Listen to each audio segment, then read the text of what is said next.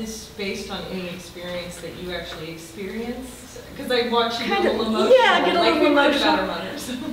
Actually, I am a little bit of Mama and probably a little bit of Carmen. I'm a little bit of both of those.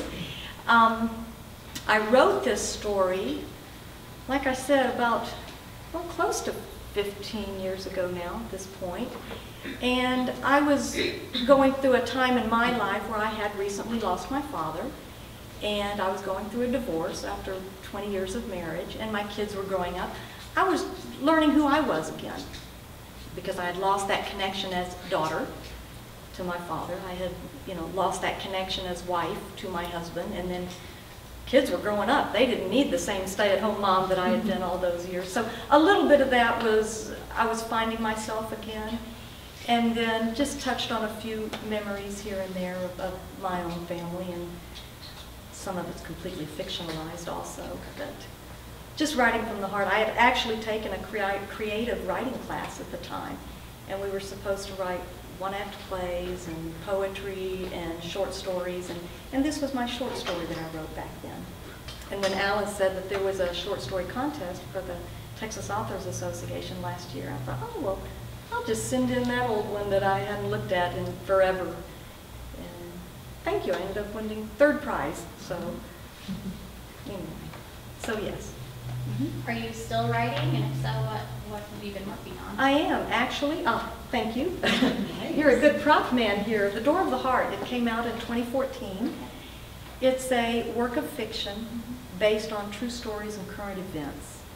If you've heard of or read The Help, okay, this is to the LGBT community what The Help was to the black community, if you will. It gives you a snippet of life, introducing you to, as The Help did, black families, white families.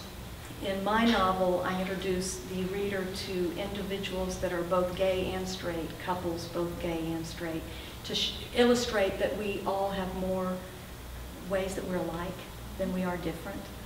Because I've found that it's our differences that we fear. And so if we can neutralize that and let's focus on where we are so much more alike, that there's no more fear and therefore no more, or hopefully not as much reactionary legislation or social feelings. So in any event, it's changing hearts and minds. Other people are out there changing laws, and I'm trying to help change hearts and minds. So I hope you'll read it. It's making a big difference.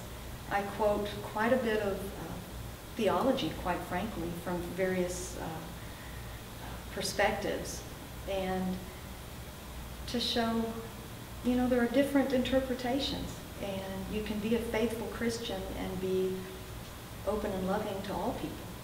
And I hope you'll check it out. We've got some copies over there. Thank you for asking. Is that it? Anything else?